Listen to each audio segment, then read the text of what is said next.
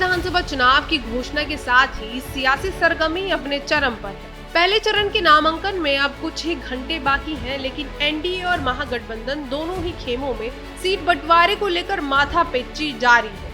महागठबंधन में जहां कहा जा रहा है कि 9 अक्टूबर तक सब कुछ फाइनल हो जाएगा, वहीं एनडीए के भीतर घमासान थमने का नाम नहीं ले रहा है। इसकी बड़ी वजह बने चिराग पासवान।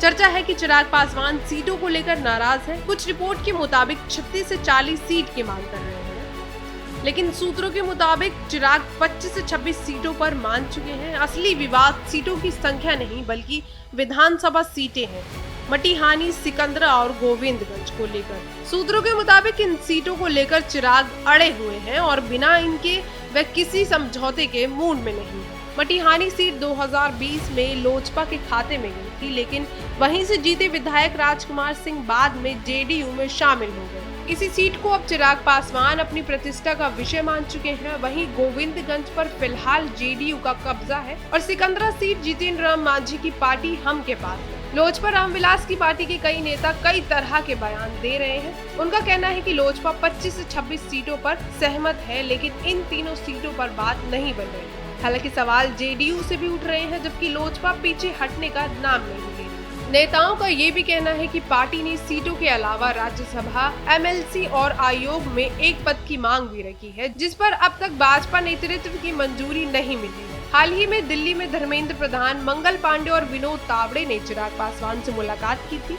इसके बाद भी सस्पेंस बरकरार रहा। पार्टी सूत्रों के मुताबिक आज रात से लेकर कल दोपहर तक सब कुछ फाइनल हो सकता है। शीर्ष नेताओं के बीच बातचीत जारी है। जानकारी के अनुसार एनडीए के अंदर सीट बंटवारे का फॉर्मूला लगभग तय हो चुका है। जेडीयू में 102, बीजेपी में 101, उपेंद्र कुशवाहा को 6 से 7, जितेंद्र राम मांझी 7 से 8 और लोजपा रामविलास को 25 से 26 सीटें मिल सकती हैं। लेकिन मटिहानी सीट का पैच अब भी फंसा हुआ है। इसी पर आज मीडिया से बात करते हुए चिराग पासवान कुछ खफा नजर आए।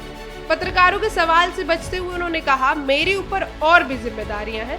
जब तक मैं मंत्री हूं तब तक मंत्रालय की जिम्मेदारी मेरी है और मैं उन्हीं कामों को देखने जा रहा हूं। उनके इस जवाब से साफ है कि फिलहाल वे विवाद से दूरी बनाए रखना चाहते हैं, लेकिन भीतर ही भीतर सीटों की राजनीति का समीकरण अभी भी अधूरा है।